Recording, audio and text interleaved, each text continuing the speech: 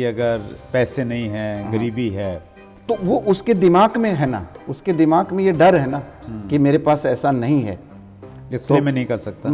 इसलिए मैं ऐसा नहीं कर सकता। नहीं, इसमें ये अगर कारण भी तो बन सकता इसमें है। प्रैक्टिकली, हाँ बिल्कुल सही है, वो एक यही वो एक कारण बन सकता है कि मैंने काम इसलिए करना है कि ये जो मेरे हालात हैं इसको बदलना है, हालात को बदल। लेकिन सर मेरा जो डाउनलाइन है वो बहुत पुअर फैमिली से बिलोंग करता है।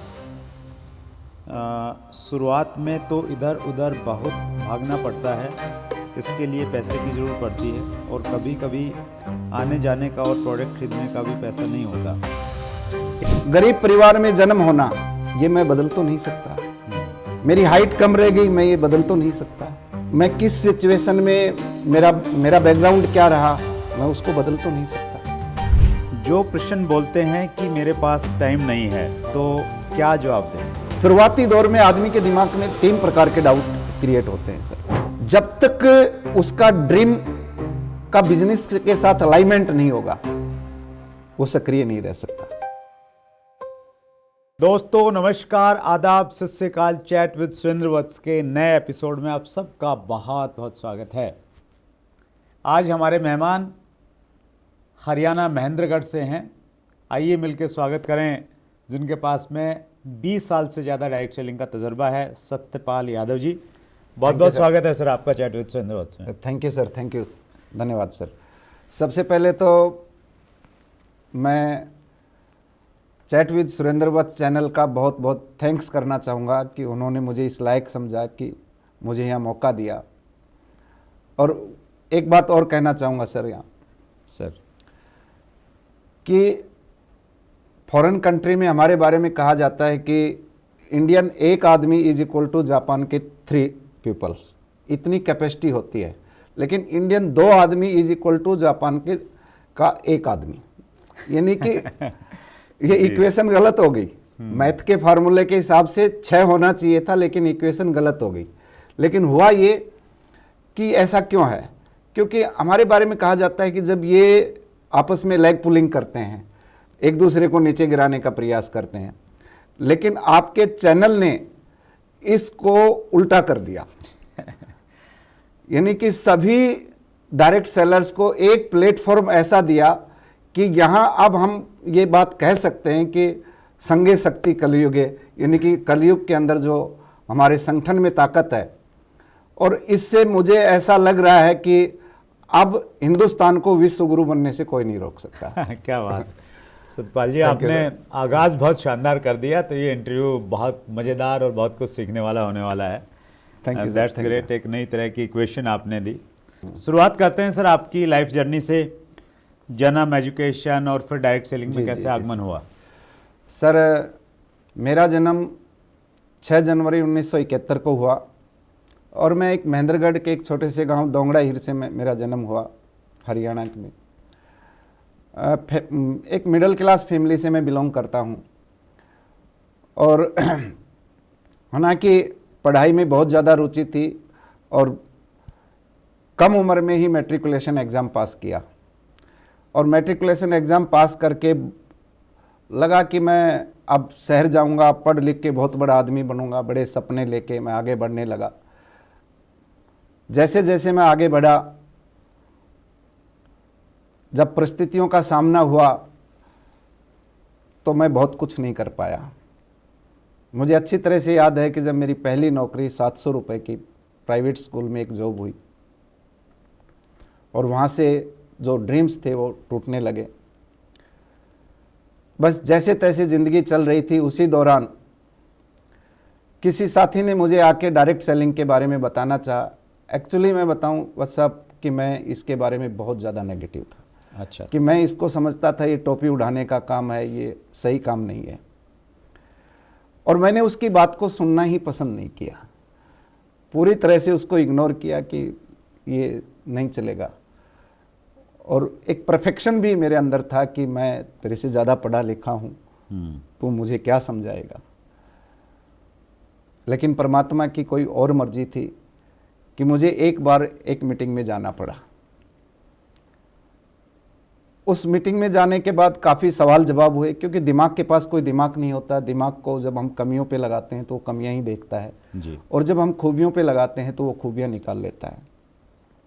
तो मैं तो कमियां देखने के लिए गया था, लेकिन जो आदमी उस मीटिंग को ऑर्गेनाइज कर रहा था वो भी कलाकार आदमी था, और उसका ध्यान अचानक मेरे ऊपर आया और उन्होंने मुझे कहा कि भाई साहब, आप फिजिकली यहाँ हो लेकिन मेंटली कहीं बाहर हो।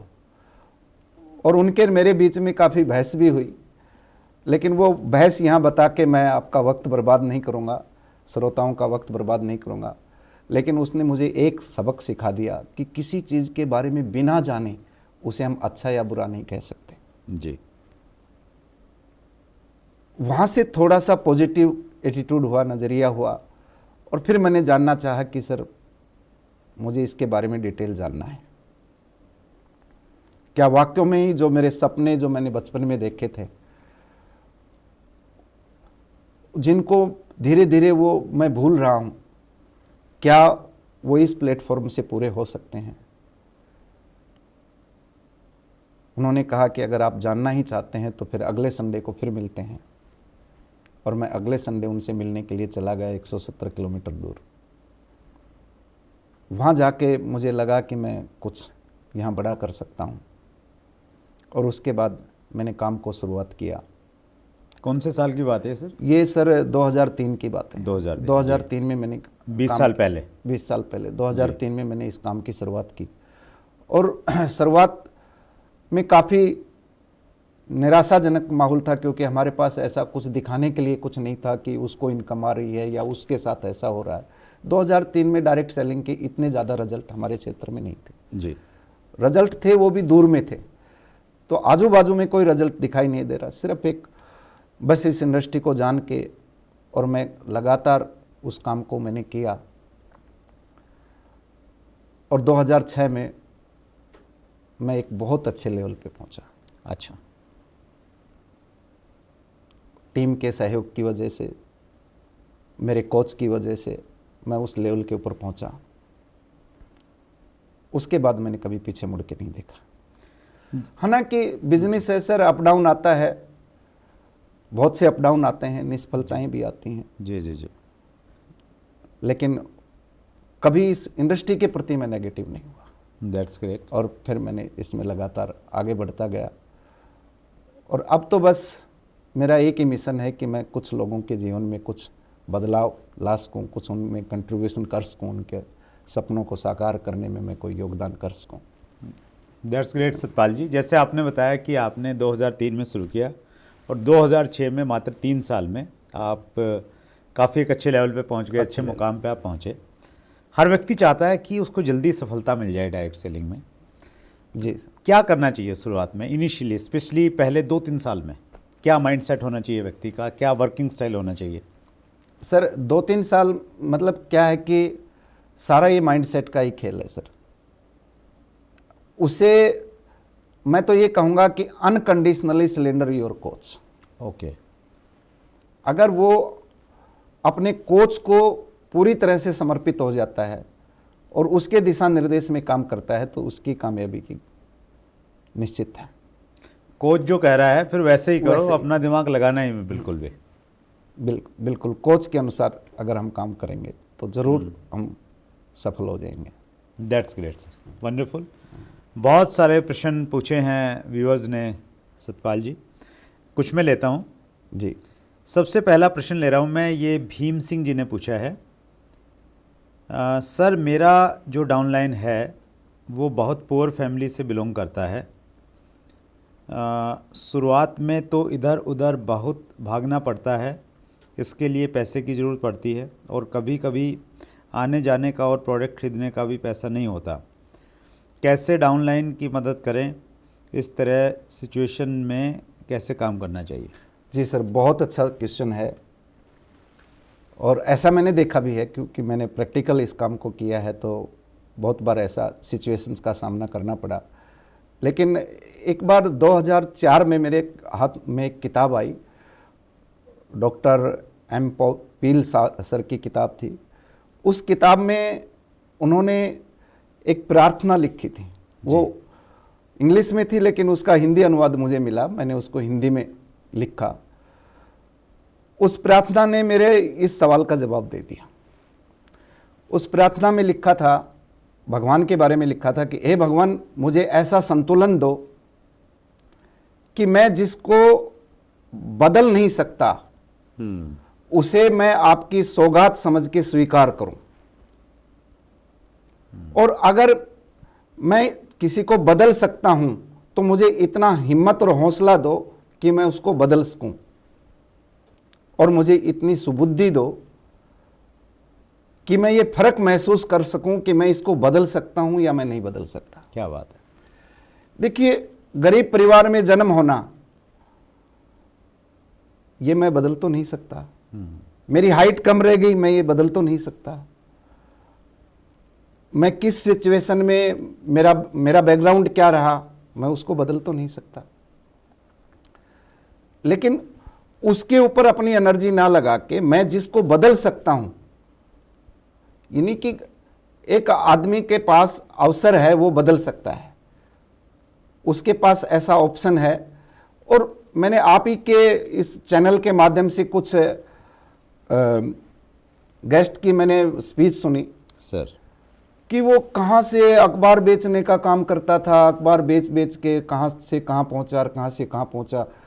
ऐसे एक नहीं, कई एग्जाम्पल इस इंडस्ट्री में मैंने देखे हैं कि वो बहुत ही निम्न स्तर से उठ के, और उसने अवसर को पहचाना, और उस अवसर को पहचान के, ये सारा का सारा सर खेल जो है ना, ये थॉट प्रोसेस का है,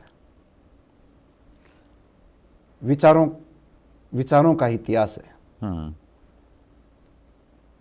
जैसा विचार वैसा चरित्र, और जैसा विचार वैसी परिस्थितियां, और जैसा विचार वैसा स्वास्थ्य। यानी कि अगर हमारे दिमाग में ये डर पैदा हो गया, डर आ गया, भय आ गया कि मेरे सामने ये प्रॉब्लम्स है, तो अगर डर को हम बुद्धिमत्ता से प्रयोग करें तो डर ताकत भी बन सकता है। नहीं, उस डर की वजह से हम विनाश की ओर भी चले जाते हैं, हम उस काम को करते ही नहीं है डर की वजह से। लेकिन डर यहां ताकत भी बन सकता है। इसको हम ऐसे समझने का प्रयास करते हैं कि मान लीजिए मैं किसी जंगल से अकेला गुजर रहा हूं, मैं अपनी धुन में अपना गाना गाते हुए, गुनगुनाते हुए निकल रहा हूं, और उसी समय मुझे कोई शेर की धाड़ सुनाई दे जाए, तो मेरे अंदर डर आना स्वाभाविक सी बात है जी। तो उस डर में मैं क्या करूंगा? या तो मैं उससे लड़ने की तैयारी करूंगा, या मैं वहां से भागने की तैयारी करूंगा। यानी कि मेरा पूरा बॉडी अपनी उच्चतम आउटपुट देगा उस समय, और शरीर का रोम रोम सक्रिय हो जाएगा उस समय। तो उस डर की वजह से मेरे अंदर ताकत आई ना, मेरे अंदर हौसला आया ना कि मुझे भागना चाहिए, यहां से निकल जाना चाहिए। पागल कुत्ता मेरे पीछे हो लिया, तो उस समय मुझे क्या करना चाहिए? उसको आसानी से उसके हवाले कर देना चाहिए, या मुझे दौड़ के अपनी जान बचानी चाहिए, या मुझे उसका मुकाबला करना चाहिए? जी। तो डर हमारे लिए ताकत भी बन सकता है सर। तो यहाँ पे जो इनका प्रश्न है कि अगर पैसे नहीं है, गरीबी है, तो वो उसके दिमाग में है ना, उसके दिमाग में ये डर है ना कि मेरे पास ऐसा नहीं है, इसलिए मैं नहीं कर सकता, इसलिए मैं ऐसा नहीं कर सकता। नहीं, इसमें ये कारण भी तो बन सकता है। इसमें प्रैक्टिकली, हाँ बिल्कुल सही है, वो एक कारण बन सकता है कि मैंने काम इसलिए करना है कि ये जो मेरे हालात हैं इसको बदलना है, हालात को बदलना। लेकिन प्रैक्टिकली अगर इसको हम लोग देखें कि एक व्यक्ति के पास में पैसा है नहीं, बाहर जाने के लिए पैसा नहीं है, किताब खरीदने के लिए पैसा नहीं है, प्रोडक्ट परचेज करने के लिए पैसा नहीं है, तो कैसे मैनेज करें? कुछ आप देना चाहेंगे टिप इसमें? सर, प्रोडक्ट को सेल करके अपना शुरुआती खर्चा निकालता है। थोड़ा सा प्रोडक्ट लिया, उसको सेल किया एमआरपी पे, उससे थोड़ा प्रॉफिट हुआ, उससे वो अपने रनिंग एक्सपेंसेस निकालता है। बहुत निकालते हैं। That's great. तो वो तरीके ढूंढने पड़ेंगे। That's great. यानी कि वो उस तरीके निकालने का प्रयास करेगा, निकल जाता है। तो पहले तो उस सिचुएशन को अपनी ताकत बनानी है कि मैंने सिचुएशन से बाहर आना है, उससे एनर्जी लेनी है, और फिर कारण ढूंढने हैं कि इस परिस्थिति में मैं कैसे काम कर सकता हूं। जी sir. That's great sir, wonderful. अगला प्रश्न ले रहा हूं सर मैं। जी सर। ये प्रश्न है भानो मधेशिया का, जो साथी निष्क्रिय हैं उनको सक्रिय कैसे करें। और ये अक्सर देखा जाता है सर कि शुरुआत में तो लोग थोड़ा उत्साहित रहते हैं, बाद में वो बिल्कुल ऐसे जोन में चले जाते हैं कि फ़ोन भी नहीं उठाते। इसमें भी सर दो तरह से निष्क्रिय साथी मिलते हैं सर।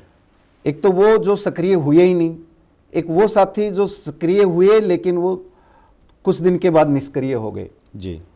तो जो सक्रिय हुए ही नहीं, हो सकता है कि उन्होंने आपके साथ आपको ओबलाइज करने के लिए ज्वाइन कर लिया हो सकता है कि आपके साथ उन्होंने यानी कि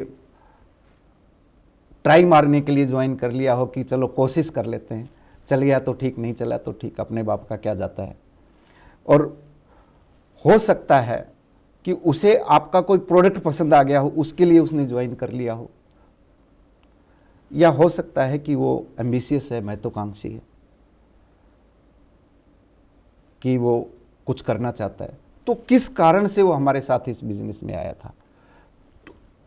जो आदमी सिर्फ हमारे लिए प्रोडक्ट खरीदने के लिए आया था, या जो आदमी सिर्फ आपको ओबलाइज करने के लिए आया था, उससे हम ऐसी उम्मीद क्यों रखें कि ये बहुत कुछ करेगा। लेकिन हम बात करते हैं कि जो साथी सक्रिय था और वो साथी धीरे धीरे निष्क्रिय हो गया, वो कार्य नहीं कर रहा है, तो उसके लिए उसके कारणों पे जाना पड़ेगा कि वो निष्क्रिय क्यों हुआ। हो सकता है आपका कम्युनिकेशन गैप हुआ, हो सकता है कि आपने कोई रॉन्ग कमिटमेंट कर दी हो, या जो बात आप समझाना चाह रहे थे वो आप समझ नहीं पाया हो, आप समझा नहीं पाए या वो समझ नहीं पाया। जब तक उसका ड्रीम का बिजनेस के साथ अलाइनमेंट नहीं होगा, वो सक्रिय नहीं रह सकता। क्योंकि शुरुआती दौर में आदमी के दिमाग में 3 प्रकार के डाउट क्रिएट होते हैं सर। सबसे पहले तो वो यही सोचता है क्या ये काम करने लायक है भी कि नहीं है, मैं कभी फंस जाऊं, ये काम करूं या ना करूं। दूसरा, उसके दिमाग में डाउट आता है कि उसे कहीं से सूचना मिलती है कि फला आदमी बहुत बड़ी अचीवमेंट पे चला गया, बहुत बड़े मुकाम पे चला गया, तो उसके दिमाग में ये सवाल आता है कि मैं इसके लिए एलिजिबल हूं या नहीं हूं। ये भी सवाल आता है। और तीसरा, उसके दिमाग में डाउट आता है कि अगर मैं इस काम को करता हूं तो रिजल्ट क्या होगा, परिणाम क्या होगा। अगर हम उसके तीनों डाउट्स को दूर कर देते हैं, ये काम करने लायक है, आप इसके लिए एलिजिबल हो, और अगर आप इस काम को करते हो तो आप अपने सपनों को पूरा कर सकते हो, यानी कि उनके सपनों के साथ अलाइनमेंट हो जाता है, उसको परिणाम का पता लग जाता है, जी, तो वो सक्रिय रहेगा। बहुत बार ये भी रहता है सर कि शुरुआत में एक व्यक्ति प्रयास करता है, उसको परिणाम नहीं आते जैसे उसने उम्मीद किया था, इस वजह से भी वो निष्क्रिय हो जाता है। अगर शुरुआत में उसके साथ काम करके उससे थोड़ा परिणाम उसको दिखा दें, कुछ उसके साथ में ज्वाइनिंग हो जाए, कुछ रिटेलिंग हो जाए, तो वो भी चीज़ कहीं ना कहीं हेल्प करती है उसको एक्टिव करने के लिए। बिल्कुल बिल्कुल सर, मतलब मैं तो ये कहता हूँ कि अगर कोई बंदा आपके साथ आया है, वो सक्रिय है, अगर उसको फिर शुरुआती कुछ महीनों के अंदर कुछ काम उसका करवा दे, उसका कुछ अच्छी सी इनकम जी आ जाए उसके हाथ में, उसका रिकॉग्निशन हो जाए, उसको कोई पिन लेवल यानी कि कोई तबका, कोई पद मिल जाए, तो वो आपके साथ जुड़ा रह सकता है, उसका रिकॉग्निशन हो, उसको थोड़ी सी इनकम आ जाए, जी, और उसका प्रोडक्ट के प्रति और कंपनी के प्रति और आपके प्रति एक बिलीफ लेवल बिल्टअप हो जाए, विश्वास हो जाए कि ये प्रोडक्ट अच्छा है, मेरा अपलाइन भी अच्छा है, ये सिस्टम भी अच्छा है। तो अगर इसके प्रति उसका बिलीफ हो जाए तो सर अक्सर ऐसा होता है, एक डायरेक्ट सेलर काम कर रहा है, प्लान भी दिखा रहा है, फॉलोअप भी कर रहा है अपने तरीके से, टारगेट भी सेट कर रहा है, लेकिन उसको परिणाम नहीं मिल रहे हैं जैसे वो चाहता है। धीरे धीरे निराशा आने लग जाती है कि यार बात नहीं बन रही, काम नहीं हो रहा है। उस निराशा से कैसे बाहर आए और क्या तरीका अपनाए कि सफलता सुनिश्चित हो जाए? सर इसमें एक कहानी मुझे बहुत मोटिवेट करती है सर। श्रीलंका के एक क्रिकेट प्लेयर हुए मारवन अट्टापट्टू। मैंने उनके बारे में जानने का प्रयास जाना, मुझे उससे बड़ा इम्प्रेशन मिला। मारवन अट्टापट्टू जब डोमेस्टिक क्रिकेट में बहुत अच्छा परफॉर्म कर रहा था, एक बार टीम का विदेश जो रहा था, उनके पास कॉल आती है कि आप कंट्री की टीम के लिए सेलेक्ट हो गए और उन्हें विदेश जाना पड़ा। और जब मिडिल क्रम के बल्लेबाज थे, बहुत अच्छा खेलते थे, लेकिन जब वो पहली बार विदेश गए तो उनका पहली पारी में वो 0 पे आउट हो गए। अच्छा, टेस्ट मैच था, टेस्ट मैच में पहली पारी में 0 पे आउट हो गए, दूसरी पारी में भी 0 पे आउट हो गए। अच्छा, पहले ही टेस्ट मैच में दोनों पारियों में दोनों 0 पारियों में 0 पे आउट हो गए। और जैसे ही 0 पे आउट हुए, सीरीज के बीच में ही उसको ड्रॉप किया गया और वापिस आ गया। बड़ा निराशा हाथ लगी।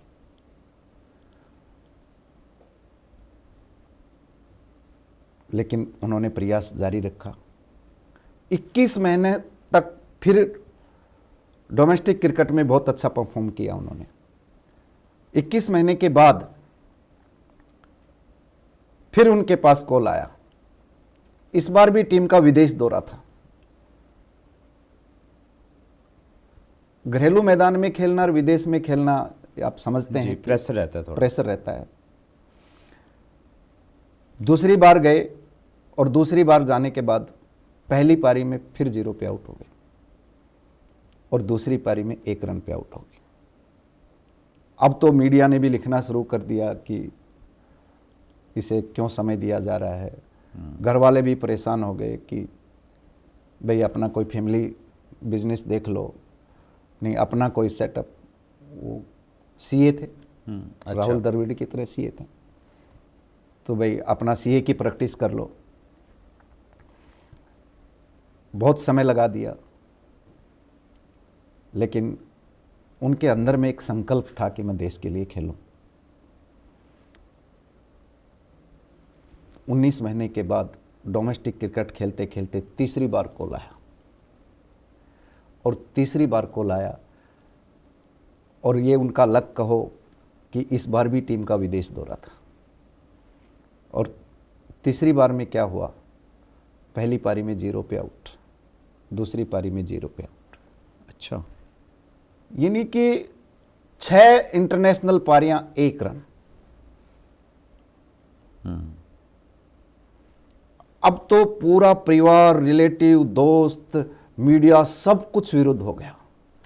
सभी कहने लगे कि तेरे बस की बात नहीं है इंटरनेशनल लेवल पे खेलना, अपना डोमेस्टिक क्रिकेट खेलता रहे।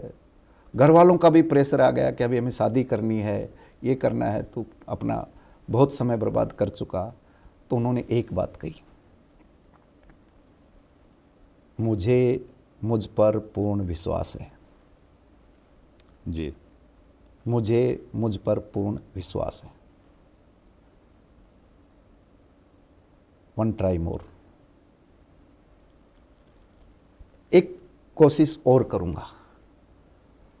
तो पूछा कि अगर उस कोशिश में भी बात नहीं बनी तो, और जब तक कोशिश करूंगा, जब तक मैं देश के लिए नहीं खेलूंगा, कुछ नहीं करूंगा।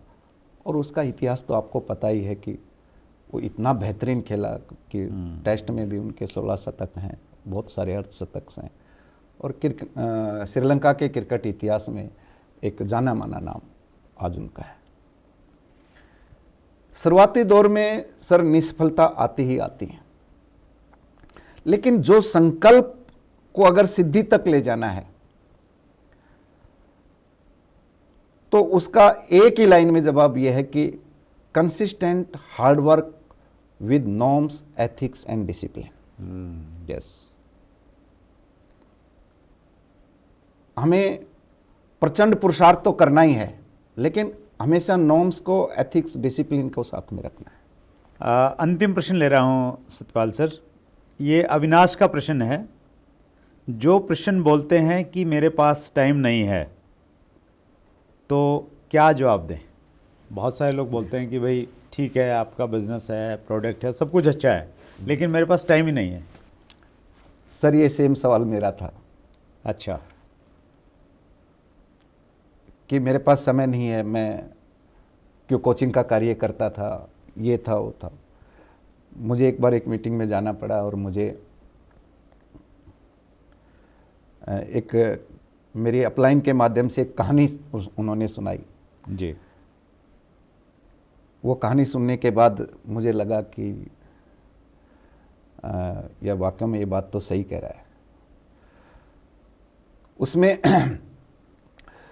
उन्होंने बताया कि एक बार एक बच्चा बहुत इंटेलिजेंट था, उसके स्कूल का कोई टूर जा रहा था, तो कहने लगा कि भाई क्या आप भी टूर में चलोगे? नहीं नहीं नहीं, बोला मेरी तो बोर्ड की परीक्षा है, मैं टूर में नहीं जा सकता। तो जैसे ही बोर्ड का पास हुआ, उसका एग्ज़ाम पास हुआ, तो बच्चे कहने लगे अब तो तेरा एग्ज़ाम पास हो गया, अब तो नहीं नहीं, मुझे किसी हायर एजुकेशन के लिए कोई कंपटीशन देना है, अच्छी संस्था में एडमिशन लेना है, मुझे वहाँ तक पहुँचना है। तो मैं जब मेरा एक बार किसी संस्था में अच्छा एडमिशन हो जाए तो फिर मैं समय निकाल सकता हूँ, अपने लिए समय निकाल। जी। उसका एडमिशन भी हो गया। फिर बच्चे कहने लगे कि अब तो तेरा बहुत अच्छी संस्था में एडमिशन हो गया, अभी तो समय निकाला करो, क्या आपके पास समय है? तो हुआ क्या कि बोला नहीं नहीं भैया, बस एक बार ये डिग्री मेरे हाथ में आ जाए, फिर उसके बाद देखते हैं। और वो डिग्री भी हाथ में आ गई और फिर कहने लगे कि अब तो तू डिग्री भी हो गया, अच्छी अचीवमेंट भी आ गई, अब तो आपके पास समय है। तो बोला नहीं सर, अभी थोड़ा सा क्या है कि बस एक बार कहीं जॉब मिल जाए, लाइफ एक बार सेट हो जाए, फिर तो फ्री हैं, फिर समय मिल जाएगा, लाइफ भी सेट हो गई। फिर कहना लगे तो फिर बोला कि अभी मेरा थोड़ा सा शादी की बातचीत चल रही है, शादी हो जाए तो फिर दोनों साथ में जाएंगे, फिर समय निकालेंगे। शादी भी हो गई। शादी के बाद फिर बोला कि अब शादी भी हो गई, सब काम हो गया, अब तो समय निकालो, अब तो समय होगा आपके पास। तो बोला नहीं भैया, अभी तो जो है ना छोटा बच्चा है, अभी थोड़ा सा घर में संभालना पड़ता है, उसको समय नहीं दे पाया। बच्चा भी बड़ा होने लगा, बोला अभी तो इसका होमवर्क कराना पड़ता है, स्कूल छोड़ के आना पड़ता है। यानी कि कहने का मतलब वो बहाने बनाता चला गया, चलता चला गया। अभी बस मैं बच्चे की शादी कर देता हूँ, अभी ये वही प्रक्रिया दोबारा से शुरू हो गई कि बस अभी तो बस रिटायरमेंट आने वाली है, अब क्या समय मिलेगा। यानी कि आदमी अपना पूरा जीवन लगा देता है, लेकिन उसको समय नहीं मिल पाता है। ऐसा समय के बारे में जहाँ तक मेरा ख्याल है सर, आप बड़े बड़े अचीवर्स को देखिए या बड़े बड़े सेलिब्रिटीज़ को देख, वो किस हिसाब से अपने समय को मैनेज कर लेते हैं। अगर समय उसके पास नहीं है किसी के पास, तो बहुत ज़्यादा पैसा होगा, लेकिन वहाँ तो दिक्कत यह है ना तो पैसा है ना समय, ना पैसा भी नहीं है, समय भी नहीं है, वहाँ प्रॉब्लम। तो मैं इसको अक्सर शुरुआत में इस रूप में इसका जवाब देता था, और ये जो बुक है ये हम आपको प्रेजेंट करेंगे। इसमें भी मैंने एक इंसिडेंट एग्जाम्पल दिया है एक्चुअली, इसी बुक में मैंने पढ़ा था सर। फॉलो जी, बताएं आप प्लीज़। जी, इस बुक में इन सभी सवालों के जवाब है सर। यस, तो स्पेशली टाइम को लेके मैंने इसमें एक चीज़ दी है कि भाई एक टेक्निक है फील फेल्ट फाउंड। सामने वाला कुछ भी बोले तो आपने पहले उसके साथ फील करना है और फिर उसकी गहराई में जाना है और फिर पाना है। जैसे किसी ने बोला कि समय नहीं है, तो आप उसको बोलिए कि सर आपका प्रश्न बहुत सही है, मैं आपसे बिल्कुल सहमत हूँ, पूरी तरह से सहमत हूँ, क्योंकि मेरे पास भी समय नहीं था। लेकिन जब मेरी अपलाइन ने मुझे बताया कि अगर समय की आज़ादी चाहिए तो यहाँ से समय की आज़ादी ऐसे ऐसे टीम बना के मिल सकती है। जब मैं गहराई में गया तो मैंने ये पाया कि अगर समय की आज़ादी चाहिए तो मुझे यहाँ से नेटवर्क बना के मिल सकती है, और उसके बाद मैं इसमें टूट पड़ा। तो आपकी जो प्रॉब्लम है सर, आपके पास समय नहीं है, इसका सही समाधान यहीं पे है, यहीं पे। तो ये टेक्निक इतनी कारगर साबित होती है सतपाल जी, हर जगह फिट हो जाती है, फील फेल्ट फाउंड। और ये बुक भी आपके लिए उपहार स्वरूप हम लोग चैट विद सुरेंद्र वत्स की टीम की तरफ से देना चाहते हैं सर। थैंक यू सर, बहुत बहुत धन्यवाद। आपने समय निकाला सतपाल जी, आपके पास में 20 साल से ज़्यादा का तजर्बा है, आप एक अध्यापक रहे हैं, वो भी अनुभव आपके पास में है। आगे कभी फिर एक इंटरव्यू करेंगे, आपके अनुभवों को व्यूवर्स के साथ में फिर साझा करेंगे। आप स्पेशली समय निकाल के आए, दिल की गहराई से बहुत बहुत धन्यवाद। Thank you sir. Thank you sir. Thank you. So ये थे सतपाल यादव जी, महेंद्रगढ़ हरियाणा से। 20 साल का डायरेक्ट सेलिंग का तजर्बा, और आपको 20 मिनट में हमने देने का प्रयास किया। अगले मंगलवार को रात्रि 8 बजे फिर एक बड़ी शख्सियत से मुलाकात होगी। अपना ख्याल रखिएगा। बहुत बहुत धन्यवाद।